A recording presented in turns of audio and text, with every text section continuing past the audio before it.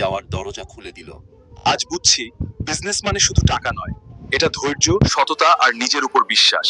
এই পথটা কঠিন ছিল, কিন্তু অসম্ভব নয়। যে হাল ছাড়ে না সেই জেতে। হাল্ক প্রমাণ করলো শক্ত হাত দিয়ে নয়, শক্ত মন আর পরিশ্রম দিয়েই আসল বিজনেস সাম্রাজ্য গড়া যায়। ছোট দোকান দিয়ে শুরু করেছিলাম, কিন্তু স্বপ্ন কখনো ছোট ছিল না।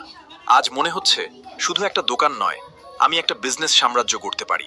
একটার পর একটা নতুন শাখা খুলতে লাগলো।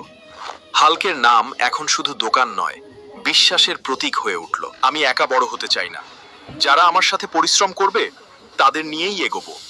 আমার বিজনেসে সবাই পরিবার। বড় কোম্পানির সাথে চুক্তি হলো। সেই দিন সবাই বুঝলো এই হাল্ক আর শুধু গ্রামের ছেলে নয়, সে একজন সফল বিজনেসম্যান। আমি বড় হলেও আমার শিকড় এখানেই। দাদি আর এই গ্রাম না থাকলে আজ আমি কিছুই হতাম না।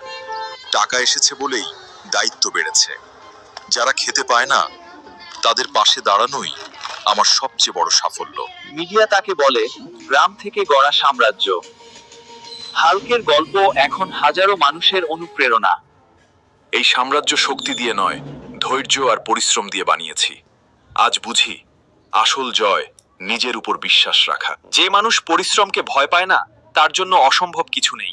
হাল্ক প্রমাণ করলো সাধারণ মানুষও চাইলে বিজনেস সাম্রাজ্য গড়তে পারে। সবকিছু এত সহজ হয়ে গেছে যে সাবধান হতে ভুলে গেছি।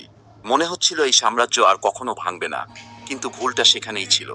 একটা ভুল চুক্তি সবকিছু নড়িয়ে দিল। লাভের লোভে সাবধানতা হারিয়ে ফেলেছিল হাল্ক। হাজার হাজার টাকার ক্ষতির খবর এলো। যে সাম্রাজ্য এত যত্নে গড়া হয়েছিল তা ধীরে ধীরে ভেঙে পড়তে লাগলো। যারা সাফল্যের সময় পাশে ছিল আজ তারা সবাই নেই। তখনই বুঝলাম সত্যিকারের সঙ্গী কত কম।